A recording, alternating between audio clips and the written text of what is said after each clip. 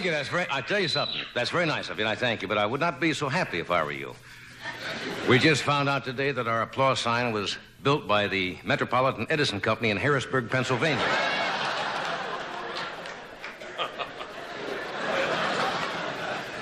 Well, apparently, according to the papers, things are much better back there. I was a little reluctant to do any jokes last week about it because people didn't know it could have been a major catastrophe.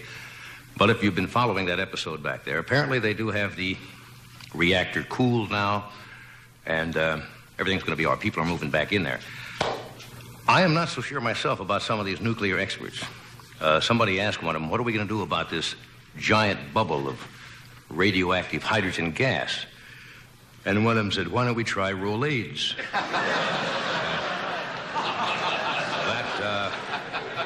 That doesn't make it to me on a scientific level. Now, the plant, according to the newspapers, is still leaking radiation, but according to the Nuclear Energy Commission, we're going to hear a Nuclear Regulatory Commission, right? We're going to be hearing a lot about them lately. They said the radiation is at a minimum level. Now, what that means, according to their standards, minimum level, that means if you buy a chicken for your radar range, by the time you get it home, it is done. That's minimum level.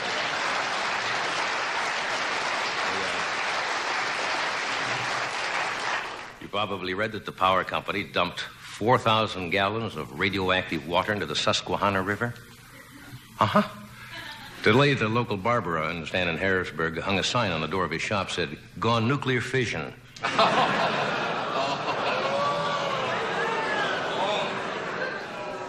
Going to be getting fallout from that joke for a long time. Now, the NRC, I guess I could say the NRC now, so I don't have to keep saying the nuclear. That's a tough word to say. Do you ever know that? Yeah. Nuclear? Yeah. President Carter can't say that word. He says nuclear. He says, I've informed the nuclear power register. Nuclear, it's not nuclear. But according to the Nuclear Regulatory Commission, they said they have put on extra inspectors. That's a little like the captain of the Titanic handing out extra handy wipes to the crew.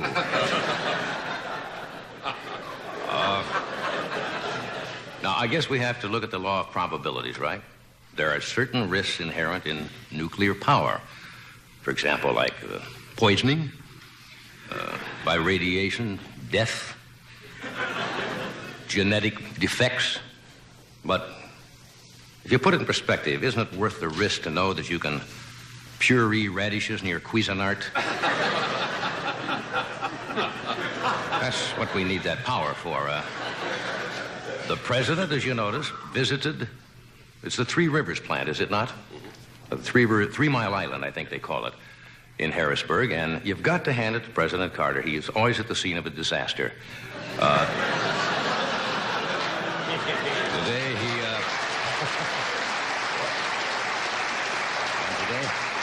and to prove it, he did it again today by visiting his programs in Congress.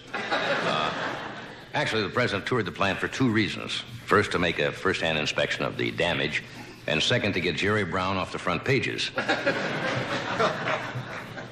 I think he showed a lot of courage going down there. Did you see the boots they strapped around their feet? Knowing the plant was leaking radiation, but I think Jimmy Carter is a bright man, and he knows what he's doing. He wants to make sure that his teeth light up during the 1980 presidential campaign.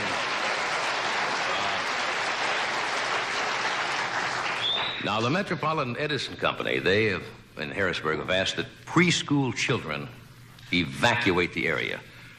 And the reason for that is the executives thought it would be embarrassing to have anyone around who was smarter than they were. I think that was the reason. I don't think that was the joke, but I think that was the reason. Now, while all that was going on, you see, Hollywood is a community all into itself, right? That's the biggest news in the entire world. That hardly made the front pages out here today because we had a big fire here in Hollywood at the Hollywood Wax Museum. Did you see that? Oh, you missed the big news. flames swept through the Hollywood Wax Museum. That's where they have the figures of, I guess, what, hundreds of well-known celebrities, mainly from the motion picture and television industry, and well-known people like the Beatles, Roosevelt, Stalin, Raquel Welch were among the casualties. True. They suspect arson, but I understand as of late today, they uncovered that the fire was due to spontaneous combustion. Somebody had pushed the statue of Burt Reynolds into Sophia Loren. And Raquel Welch was completely lost in the fire, and that's what I call a real meltdown. Did you know the statues of Sha Na Na and Olivia Newton-John formed the first gang candle? It was a harrowing thing, folks. The Dolly Parton. Yes. While you're working on your joke, I'll tell you mine. No, it melted down completely, and the entire town of El Segundo is still trying to dig itself out from under the avalanche of wax. They're completely covered down there. The Beatles, I mentioned, they melted into one big wax puddle. But the Hollywood Wax Museum, they have good PR men. They took advantage of this by putting a sign out front saying, "Beatles back together again." That's what they did. The wax figure of Lee Marvin melted. Michelle Triola demanded half his lump.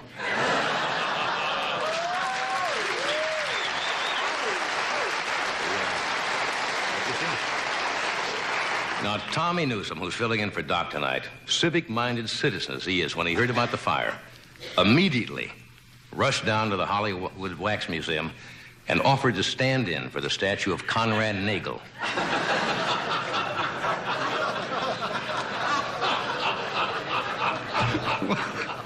Conrad Nagel, I love that. Oh, man. World's gone bananas. Maybe something good happened today. The baseball season officially opened today of 1979, and today is the day, as you know, that all the millionaire ball players show up at the ballpark with their attorneys to make sure that the managers of the ball teams don't make them play. There's something in there that's missing, and later on we're going to have a choice where you can choose word A, B, or none of the above to complete that. That's what I should do, just call complete the joke. And I'll leave blanks, and the audience can fill them in. It's a whole new game show. The Mets have blank. All their hopes this blank. You see, it could work that way. No, the Mets, you know the Mets baseball team, they have really pinned all their hopes on a brand new rookie shortstop they have this year, Earl Oops Dankworth. I'm not saying he's bad, but on his wedding night, his wife charged him with 3 errors. Now, those of you who live out in Los Angeles, going to a ball game is not like going to a ball game in New York City. There, the fans, they go crazy. They're like animals. You know, they throw things and they scream and they get bombed. Out here in Southern California, it's a casual lifestyle, laid back, I guess. Would you say it was kind of mellow here? Mellow. In other words, you go to a ballpark out here and you see the vendor coming along saying, "Get your ice cold Perrier water."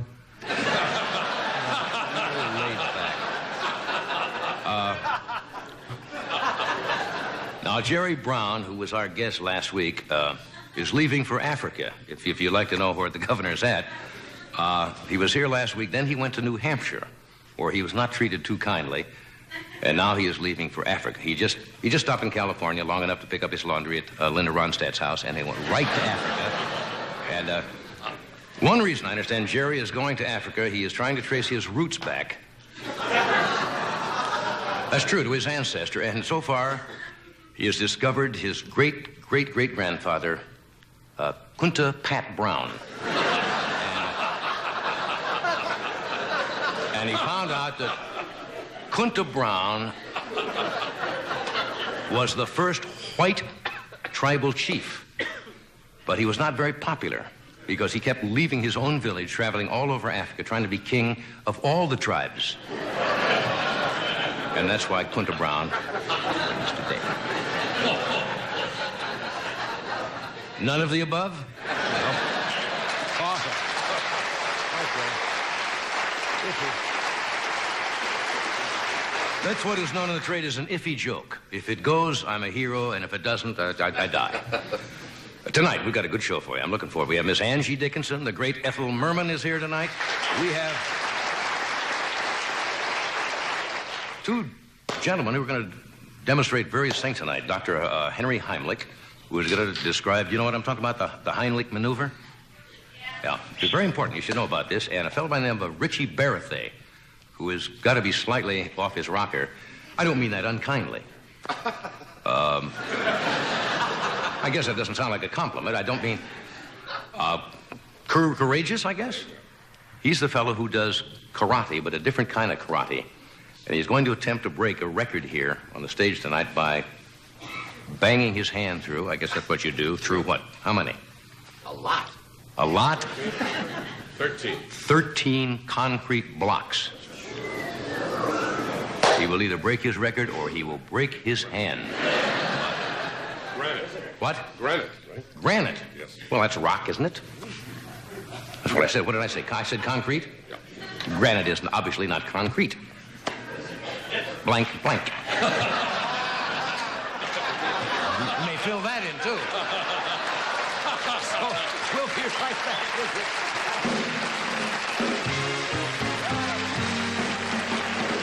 We'll be right back. Oh, yeah. Right back.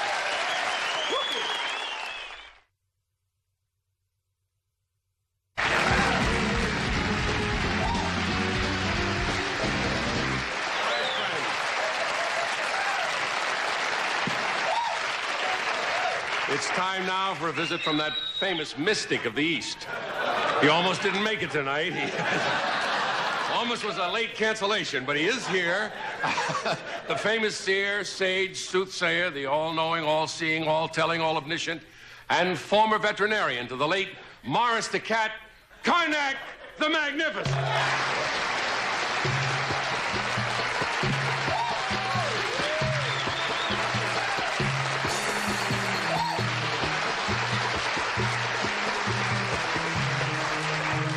8,000 welcomes upon you. Simsalabim. I hold in my hands, miraculously, the envelopes. What I hear.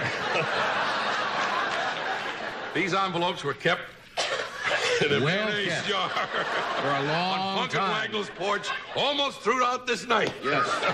Since noon today, they are hermetically sealed. No one knows the contents of these envelopes, but you, in your mystical and borderline divine way, will ascertain the answers to the questions, having never before...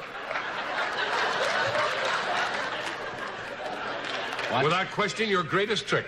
Yes. Levitation. Without ever hearing the question, you'll have the answer. Hermetically sealed, there it is. Silence, I was never please. so glad to see Silence, someone. please. Sealed. Hermetically. I shall give the answer to this question, having never even seen the question. No one. It's sealed in the envelope. Since noon today. Clean air, a virgin, and a gas station open on Sunday. Name 3 things you won't find in Los Angeles.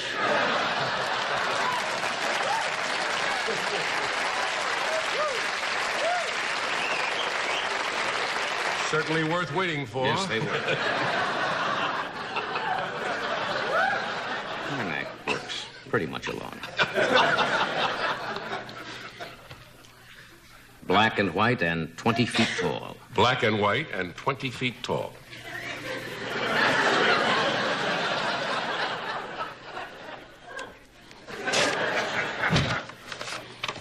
Describes Sister Mary Kong.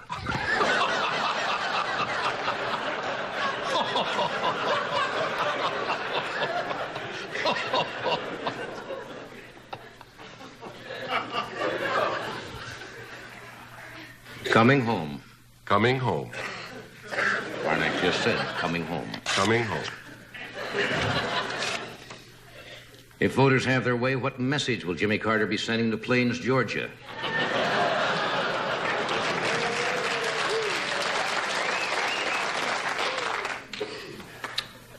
Tom Snyder's hair and a resident of Harrisburg, Pennsylvania.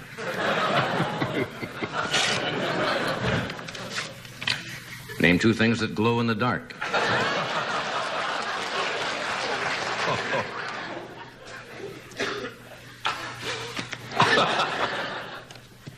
13 Queens Boulevard. 13 Queens Boulevard. Name an address Anita Bryant will never have.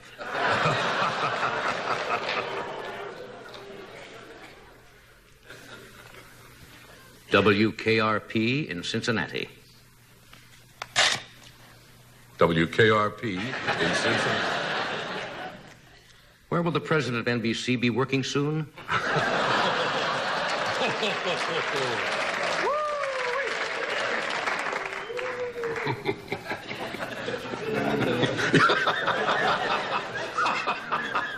Dangerous.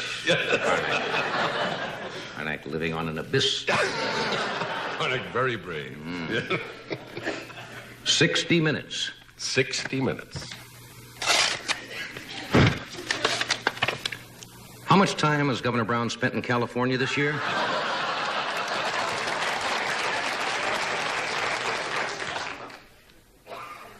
An unmarried woman.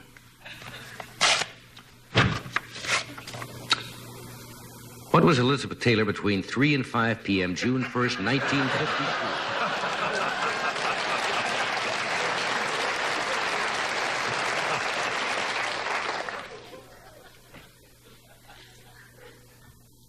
Nine-foot base with 2 feet of powder. Describe Mick Jagger's nose.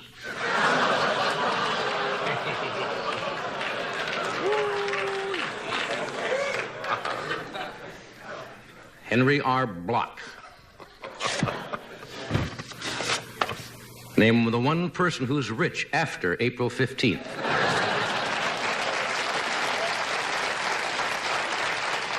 I hold in my hand the last envelope.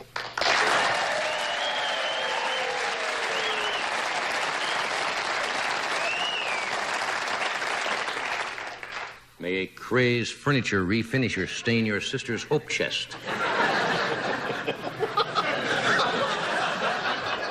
They bought it. They bought it. Sir Laurence Olivier, the Oscars, and the U.S. oil shortage.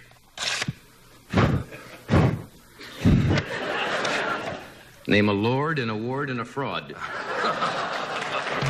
Close enough.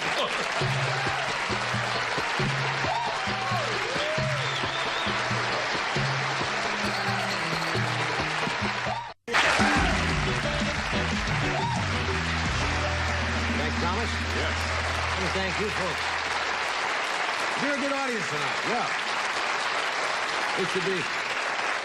Looking forward to the show. We got a lot of great people. Angie Dickinson, Ethel Mervyn, Dr. Henry Heimlich with an interesting demonstration. And this gentleman, I saw him on a show out in New York City several months ago. I think it was American Sportsman or something like that.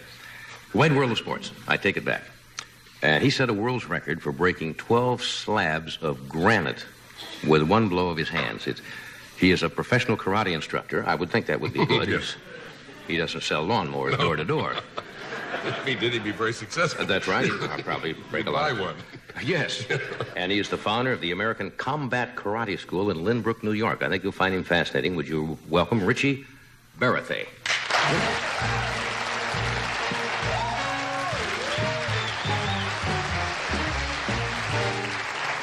Rich, I saw you on Wide World of Sports, right? Right. Were you the young man whose hair caught on fire? That was me. I was watching, and you were doing this because you doused the granite or something, and you leaned over to do it, and all of a sudden I said, the man's on fire. And luckily your assistants came out, and you were able to put it out. Now, that wasn't No, that wasn't right? right. No.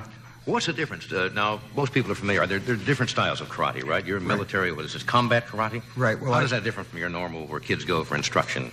Well, I have a black belt in like 5 different styles, Oriental styles. Right. I combine them all into one. Right. Okay, and we use anything that works. As long as it can be utilized, we use it. The other styles... When you say anything that works, you mean for self-defense or to get out of a situation? For self-defense, art Right. form. In other words, no sport, no rules or regulations. Is karate a combination of, used to call jiu-jitsu and judo, and part of them, that's all part of the way I martial arts? teach it is, but Right. normally, like, you would have a Korean style. They basically stay to kicks. Right. Japanese style, and they're very stylized. They don't like to mix. I So see. we mixed it all together because we're American. So you made it one... We'll take it from anywhere as long as it works. One total karate. Could you... Now, most people take karate because they... would you recommend it, say, women? I see these self-defense schools for women. Say, go learn some moves, you know. Is that a good thing to do? Or if you were really attacked by somebody, is it best just to make do with best you can? Well, if they had a gun, I guess I'd give it up either way. But Yeah. if you didn't have a choice, I'd definitely say women. I say special instruction for women. Right. In other words, you couldn't teach a woman the same way you would teach a man. Right. They would have to be taught separately, but it would work. Different techniques. Right. Definitely different techniques. I suppose most people, we all have that kind of macho feeling that we're walking down the street and a mugger or a couple of guys come at, and we all in our minds, I'm sure every man has, I know, envision us immediately doing all of these wonderful moves you see in the movies, and probably would end up dead lying in the gutter. So if you don't know what you're doing, you really shouldn't try, right? Right. Usually, if you don't know what you're doing, you get in more trouble. You're going to get in more trouble. Right. So could you, you've got a couple of assistants with you. Could you sure show do. us a few basic moves and... I don't know how basic they are, but... Well, moves anyway, what Okay. you would do. All right, fine. You want me to do something with you first? Whichever you like. Well, no, you want... That's all right. Just simply, now, most people would have a gun or, say, a knife. All right. Very slowly. If I... Do we have a knife? Well, we don't have to use a real knife. Well, you can use it on me. I can pretend I have a knife. Well, I'll show you something. How about a loaf of bread? How about a banana? Banana? Yeah. If you just hold out your fist for a second, I'll Right. show you something. Okay? If you were hold out your fist here, and you see me falling on it, Right. now you see that sensation that runs through you when I miss? I immediately... It's involuntary reflex reaction. You're right. I just start to go back immediately. Right, because your mind is compensating for what you think is coming, shooting it through the hand without any muscle movement. I see. And I Okay. automatically, without thinking, pull back. Right, so we work a lot with the mind through Right. hypnotherapy and stuff like that. Now, if you would, let's say, to have a knife on my stomach, let's say, you know... I would hold a knife this way. All right, if you had a pen or something, anything we can use. You got a pencil? This is a very This is okay. a very basic move, but if you had it directly on me... You know, I had a knife Okay. right here. Or You're not gonna do anything hazardous to my no, health. not at all. I got a If knife. you had and I'm it saying, directly all on right, me... Richie, okay, give me your money. Now, as soon as I move, I would say to you, stab me. Do it again. Yeah. As soon as I move, stab me.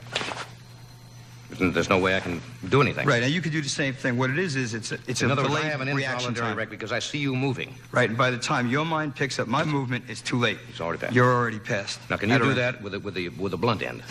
Sure. Now, if you just take your left hand Right. and smack it across. Now, I put the right hand across the top so that you'd follow up with a strike. Okay. You don't have to do Now, that part. when I say stab me, you're going to stab me. No, when you move, I'll stab. When I said, okay. This is one of the things that's always see, that's the thing that's always bothered me. I would say to the victim, go ahead and stab me. I shouldn't do that. No. I should make my move Make believe you're easy for your money. like you're going to stab me. Right. Okay? See, I'm already past you. Already passed. All right. Okay. So, big deal. Man, It's just a mind. I disarmed a man with a pencil and they're applauding. Okay, let's move on to the something else. Suppose some people would come in with a knife like this way. Right, Normally, I can- street I can fighters show you a would. couple of Okay, demos sure, bring your there. guys up. Normally, street Fellas? fighters use a knife this way, don't they? Oh, we'll Switch show you a blade. couple of options. Okay, hi, guys. I don't need this anymore. Good seeing. Okay, we're just using, Those two guys are coming at you? yeah, stand this way, folks. This man has got a tire iron. Right? This and the man other has a guy's- knife. And that's a knife. All right, now, I'll move kind of fast.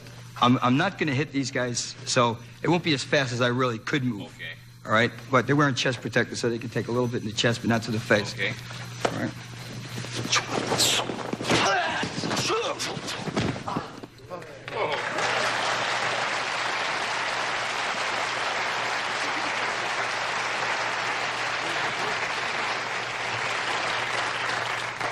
Show me the pencil again. See, the average person, that man has a broken bottle. The average person, somebody with the average person, if somebody came out with a tire iron, what would you suggest they do? Well, if you notice, Outside of falling to your you knees notice- and saying, don't hit me, you know. if you notice, I struck first. In other words, you must make your move, and once you've committed yourself. In that particular situation, once a guy has a tire iron, to me, that's already self-defense. So you have to make your move, and once you've made it, you got to follow completely through with it. Oh, you have to follow up. Okay. Sure. Go right ahead, guys. All right. This would be Together a little bit. this would be a broken bottle. And a knife. A knife.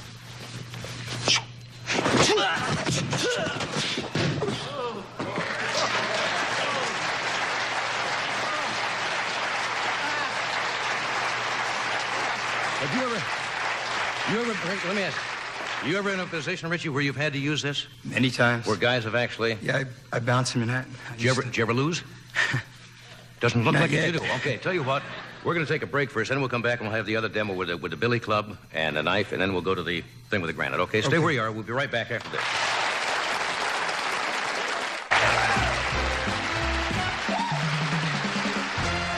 If you just joined us, we're talking with Richie Barrett. We have Angie Dickinson, Ethel Merman, and Dr. Henry Heimlich.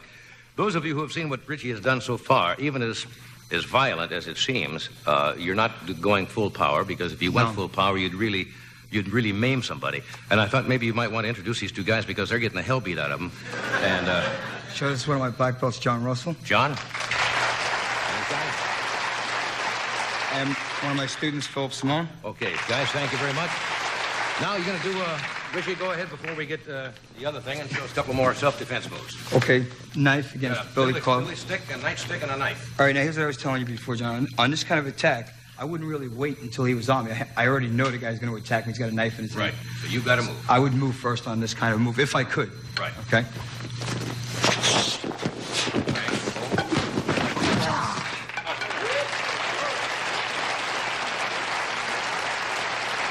Okay? Sure, okay. Headache. Little headache. Yes, that's Excedrin headache number 2, isn't it? Yes. Okay, now get another little thing here. Okay, I'll get out of the way. Way out of the way.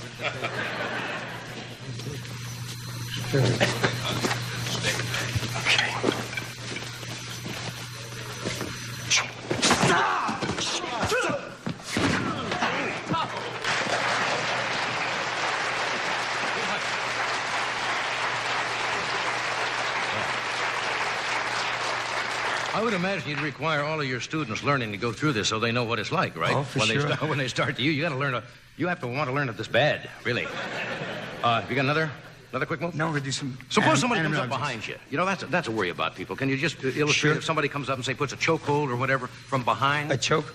Yeah. You're walking along and all of a sudden... Okay, from here... Either way you want to... Yeah. From here, we either go Right to the groin, elbow, Take the inseam and then the elbow. right? Or you could reach back this way. The weight and... Okay. Okay, that's beautiful. Now, a lot of people say why they've seen the demonstrations, where the karate experts break boards or break bricks, and they say why. And as Richie explained to me, that's to show you the power you can really generate. Right, you can't demonstrate on these guys. With this art, because you would actually get hurt. So this that you're going to do is going to be a kind of a record tonight? Well, I'm going to do 3. Just 1 slab breaks, and then I'm going to try and set a new world record. Okay, right. Do the small breaks first, and then we'll show you the big one. Hold these up.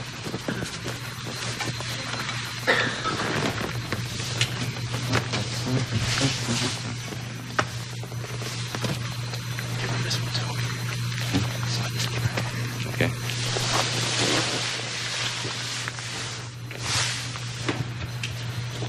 Okay, now you're going to work. These are pieces of granite, right? Right. These aren't pine boards. This is slabs of granite. Slabs of granite. Yeah, I was noticing your hand here. A little beat up, a little swollen. Okay, first we'll try elbow strike. Elbow strike. Right.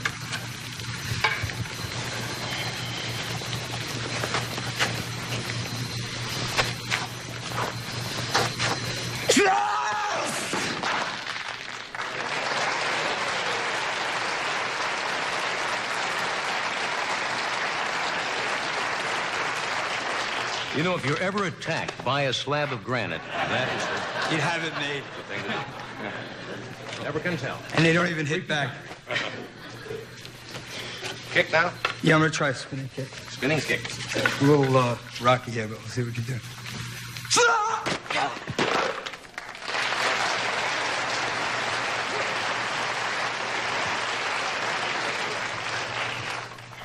Doesn't that hurt, Richie? Sure. Sure. Oh. Nobody ever told me that before.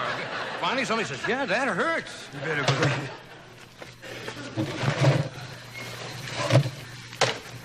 Never looked forward to this yet. Never learned to really feel comfortable, huh? Do What are it, those, like 1 inch? It's an inch and a quarter. Inch and a quarter slabs. Take a check on it? We're not joking. That's what it is. Okay. Oh, gee.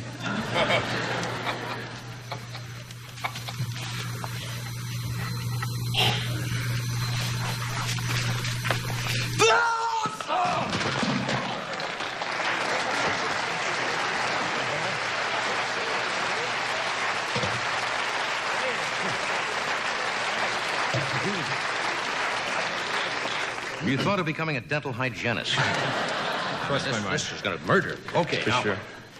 Now, open the curtains, and we're going to show you something that I do not believe. Can we get a mic back here? How many slabs you got, Richie? 10 so far. 10 so far. And you're going to try to break... You're going to put 3 more on top of that? And try to break all of them with one? Okay. They're resting on 2 concrete building blocks. All right, we're going to light it on fire for effect. Going to light it on fire just to... Well, granite's fireproof, so... To make it more fun, okay. There's 11 of them. Separated by a little, same thickness of the slab. Right. There goes an even dozen. And here comes the 13th one on top of that. Is this kind of a record? This is a record. This is a record. If I do it. If you do it. Otherwise, you have to rely on my old record. Okay, the old record is, what? 12. The old record is a dozen, so this is going to be a new record. We're going to douse this with some fluid. Don't light me up this time. Yeah, put your hair back there this time.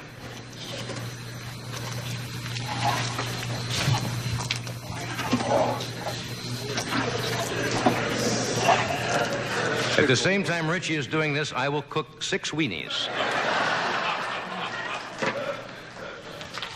Okay.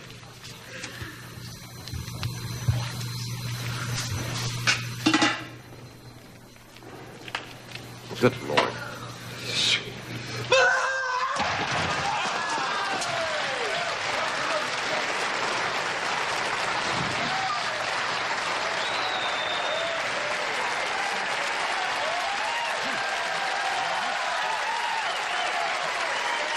Where are you?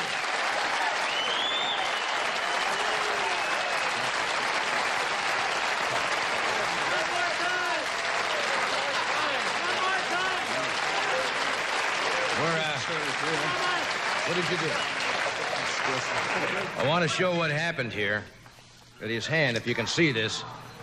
This is the skin peeling off of his hand because of that fire. And you actually took the first layer of your skin and burned it. Luckily, you didn't get your hair on fire, just the arm. You'll be all right? Sure. That was absolutely sensational. Rich, thank you for being here. Thank you, guys. Get that taken care of, by the way. Get some stuff in.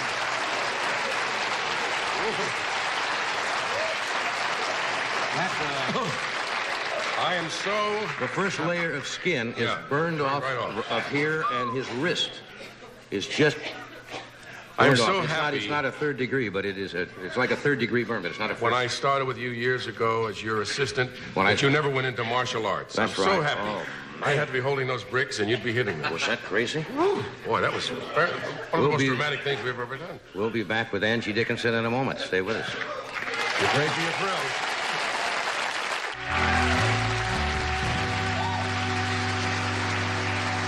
My next guest, you all know, she is a talented, beautiful, vulnerable, truly liberated lady with a great set of gams. Does that sound too clubhousey? Yes, that's it, boy. Miss Angie Dickinson.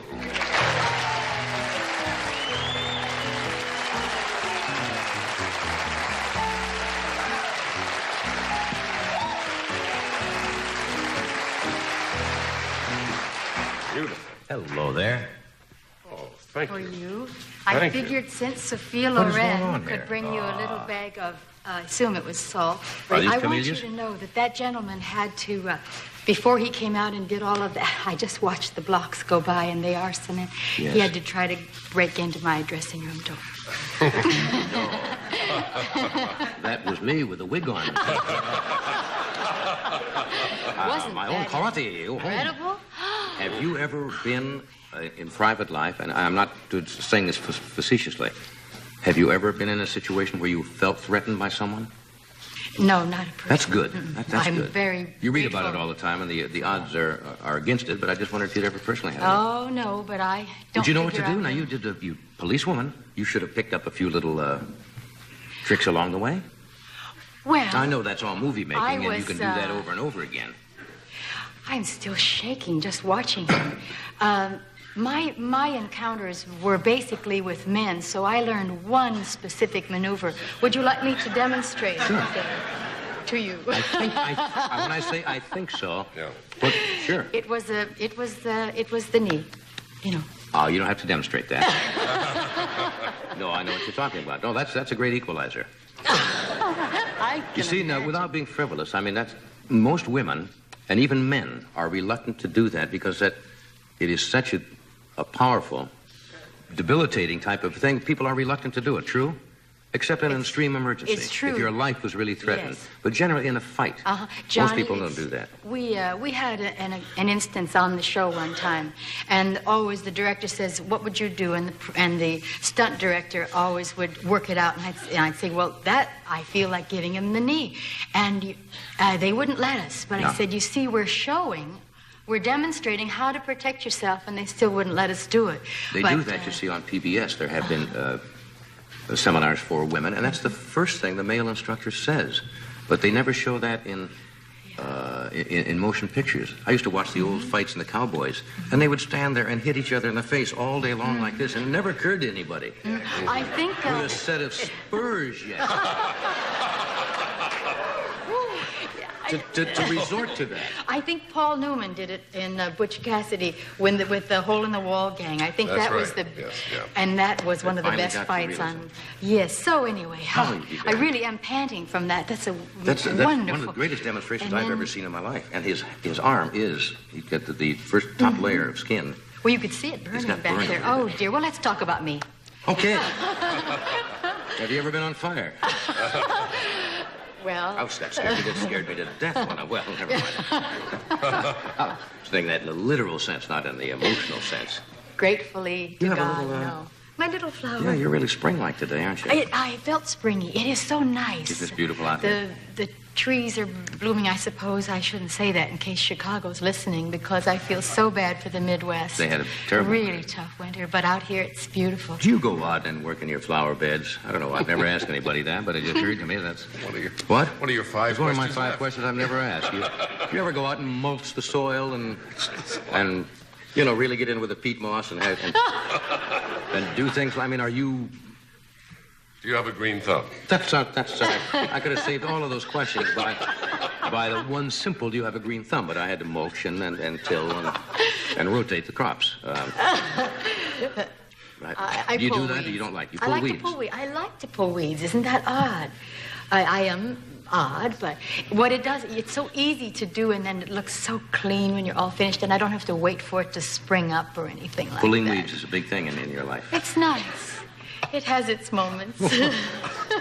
Never have had that answer in 17 years. I was just, you know, I really dig pulling weeds. That does something for me. Have you ever been stopped by I always ask people who've been on police shows, you ever been stopped by a cop for speeding?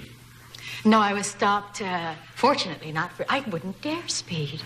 First of all, I've grown up, so I don't speed. No, I don't. You really drive? I feel, first of all, I'd be too embarrassed to be caught. And secondly, I find that I am a good example by not speeding. And thirdly, I don't like tickets. Oh. You know, that's... In other words, what you're saying is you're afraid you'd get caught. No, that's really not true. I don't like to speed anymore. It's so easy to hit a cat, a dog, a kid, you know, another car. It's just so much... You're going to get there at the same time anyway. Probably. So, But one stopped me once, and I got a little nervous. You know how you get that thing in your stomach? Well, anybody who tells me that doesn't get nervous when they see that red light and the guy going like this, no matter what. Yeah, but he just wanted to say hello and tell me how terrific a job I was doing, and I thought he was the nicest cop I've ever met. Just to compliment you. Yes, and he was so polite. So that kind I like. All right. Now somebody told me something about you I did not know, and I'm going to get back to that in a moment. Something about saving worms, which I don't understand at all, but I'm going to ask you when I come back. All right. You do weird things. We're going to come right back here after this.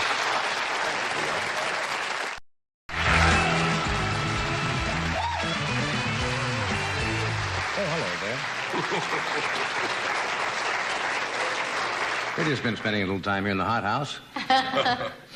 Those do smell nice. Now, about somebody said you save worms. Now, is that true, or is that just another... That's not well known. Well, that's why I say I never knew it, and I've known you a long time. But I don't save them in a can to go fishing. I save them from themselves. I save them from dying. After a rain, next time, we'll have it. I'm sure they'll come again. You mean you saved them from death? Yes. Haven't you ever walked a nice cause. a little... Well, I didn't realize they were out there struggling upstream looking for their homes. And they are. They're all over the place. And they can't all fight They're all over where? Those streams that rush down the hillside. If you go out next rain, after the rain, you might even hear, help, help.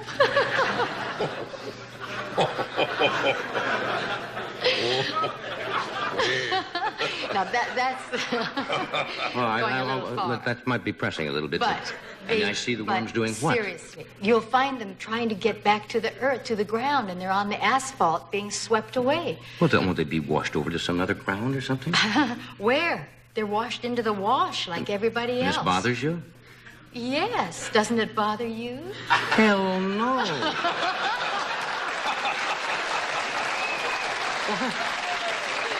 I usually go out there and, hey, why should I get emotionally upset about, No, I know they're living, but... No, if they're too far gone, it doesn't destroy your day. How can you tell?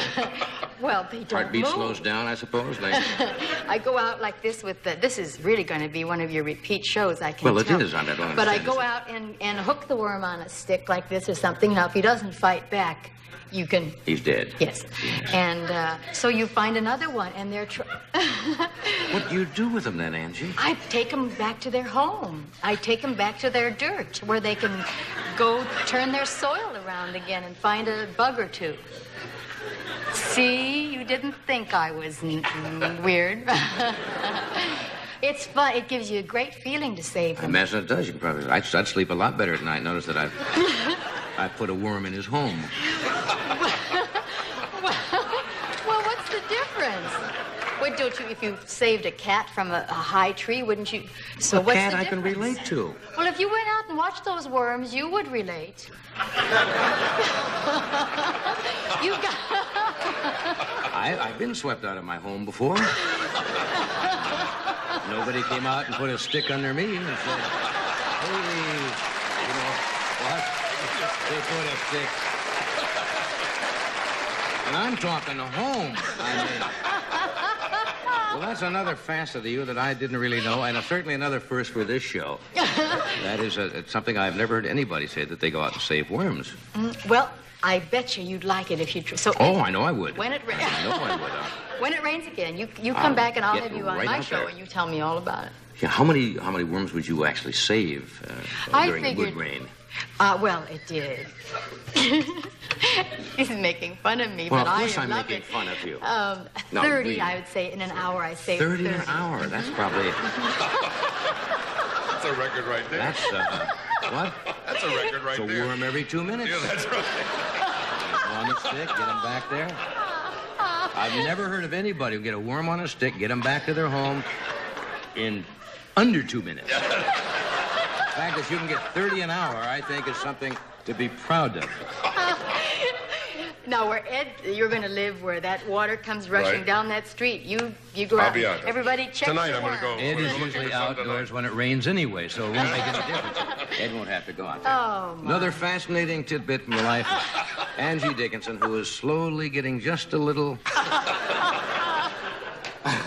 Well, Not so slowly. you're still beautiful. You got a great figure, but the mind is getting just... We'll be right back after this.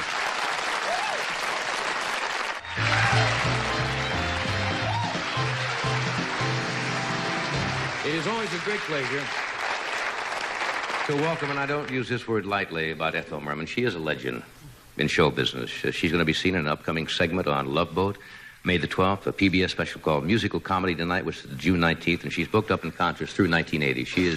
She's an original. Would you welcome Miss Ethel Merman?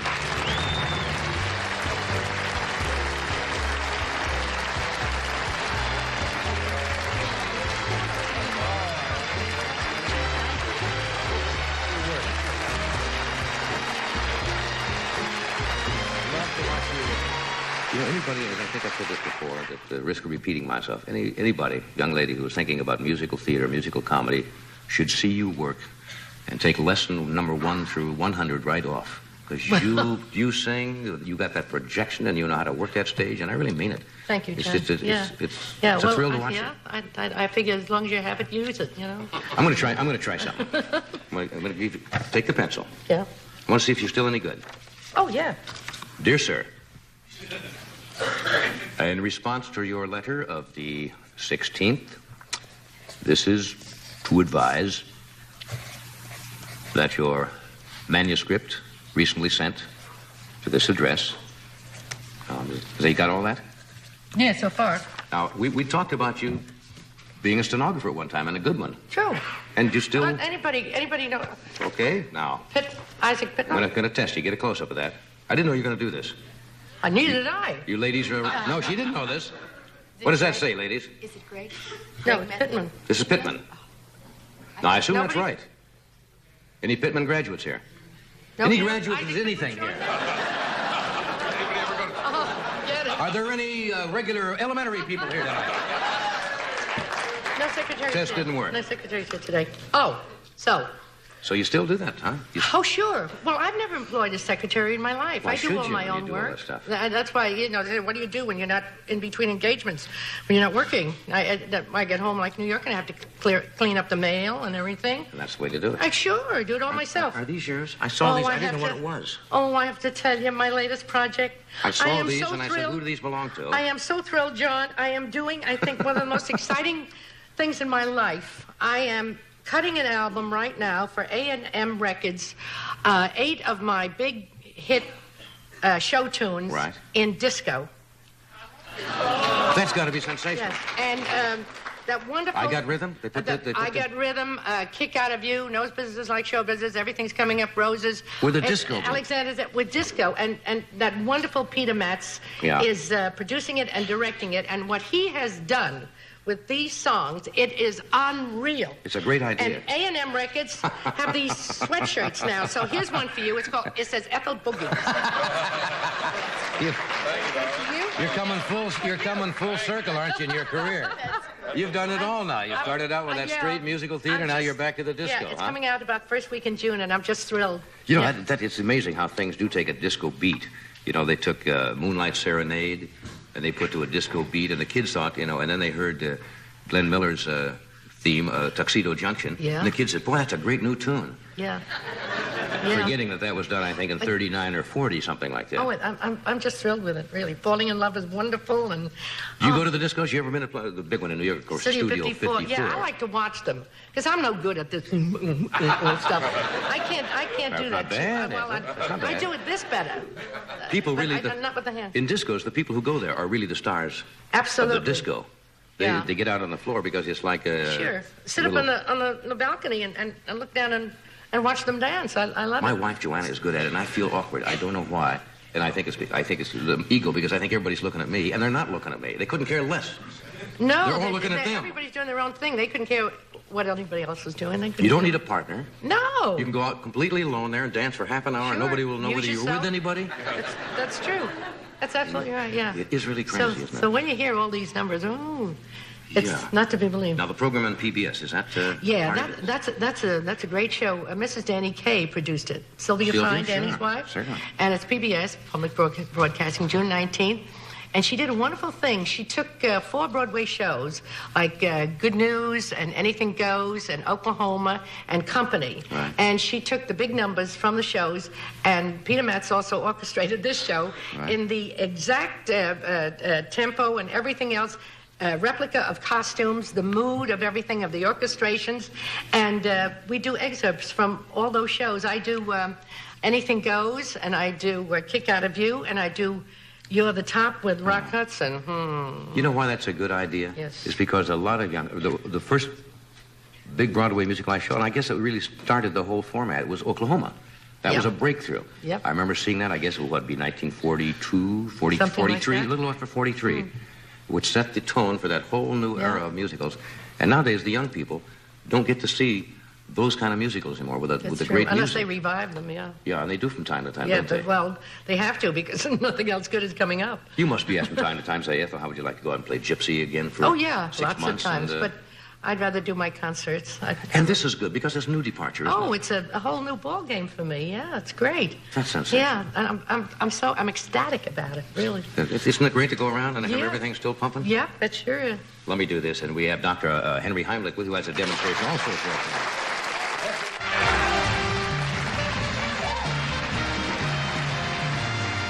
Dr. Henry Heimlich is a noted surgeon and researcher who has developed a technique that I'm sure many of you are familiar with called the Heimlich maneuver. And he's going to show us how to do that tonight, which prevents a person who is choking from losing their life, a situation which has come up, and a lot of people will panic in that situation, not know what to do. So I think this is a very valuable experiment tonight. Would you welcome, please, Dr. Henry Heimlich.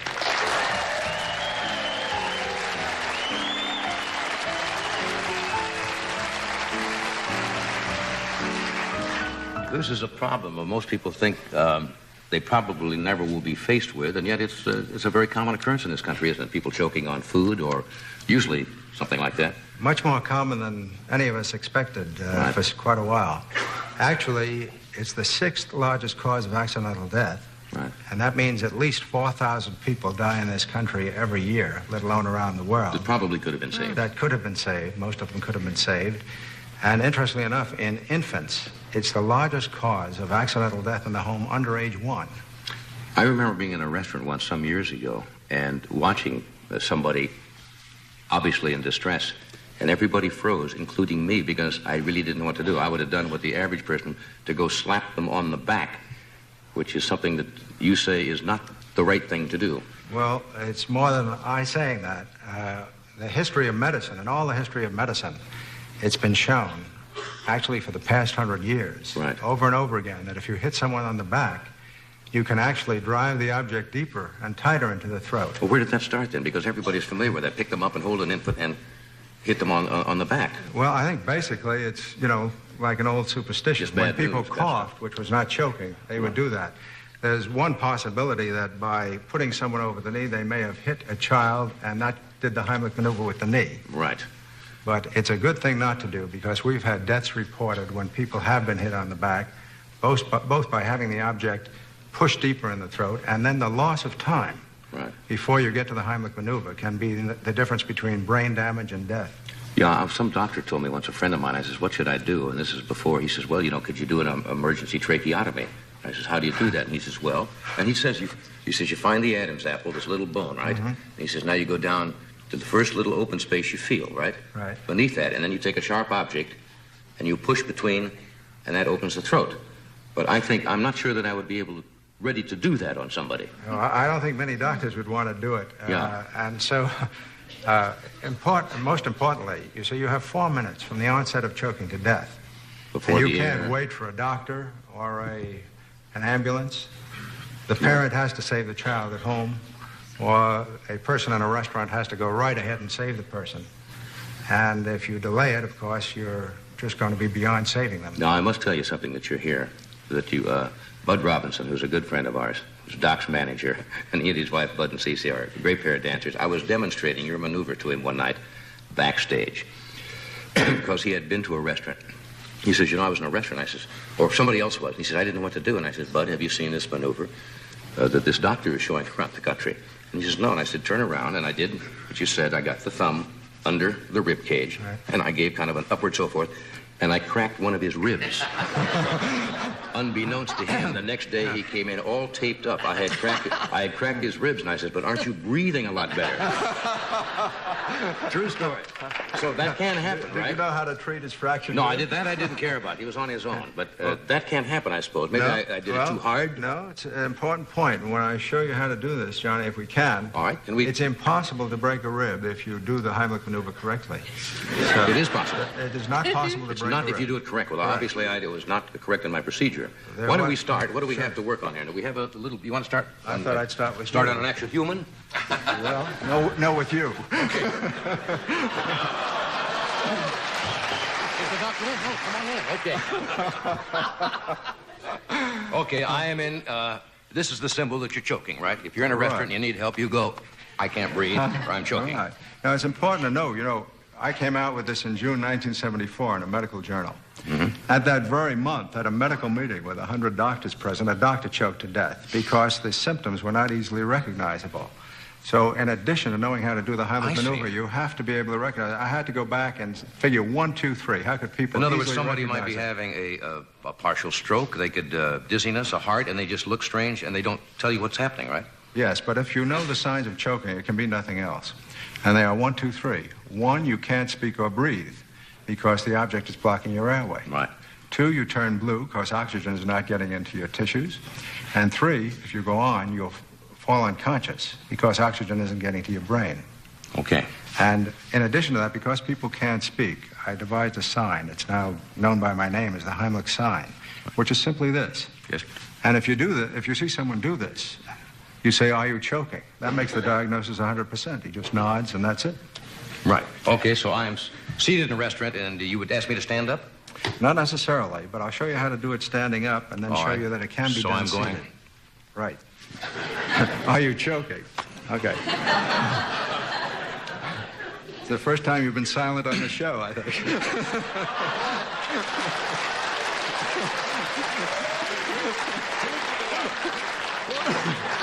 One more, doctor.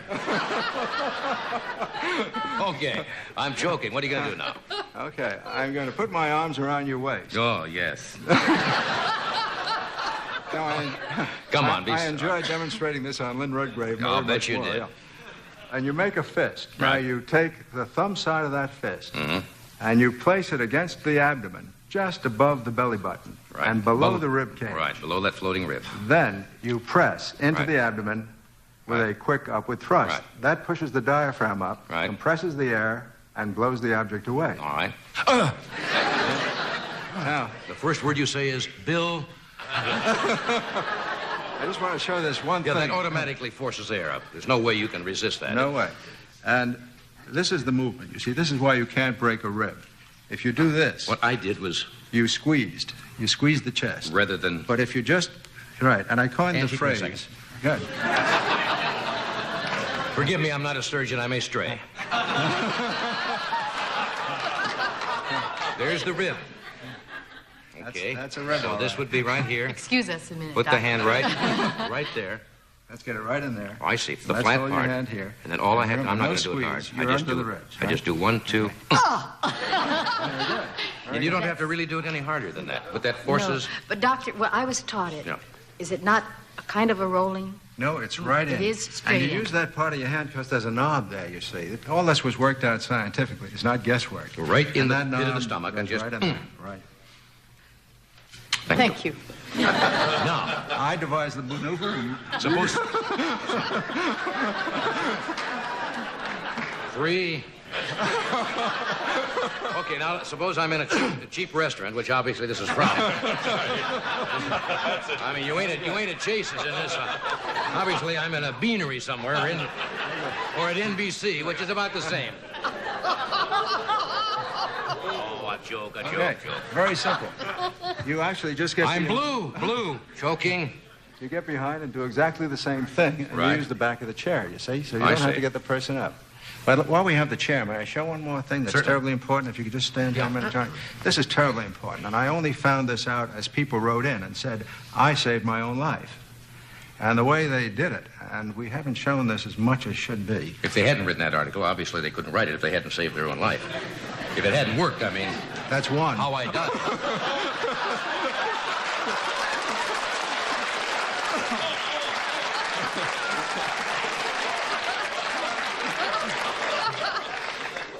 I may take over for that frog. You know?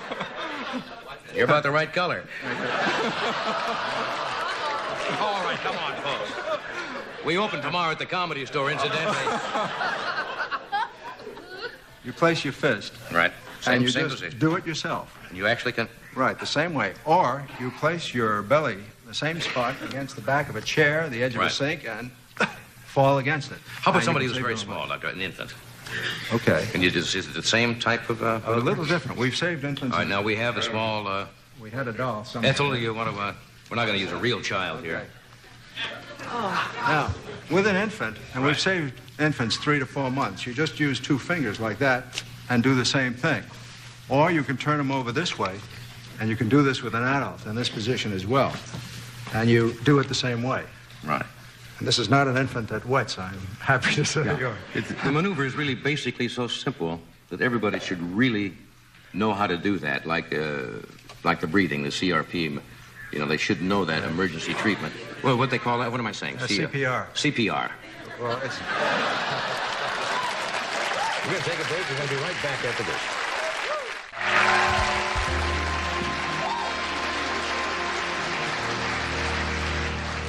I think I should mention that Richie earlier did burn himself and is what we have St. Joseph's Hospital right across the street. But he's going to be fine. But he did get burned this evening.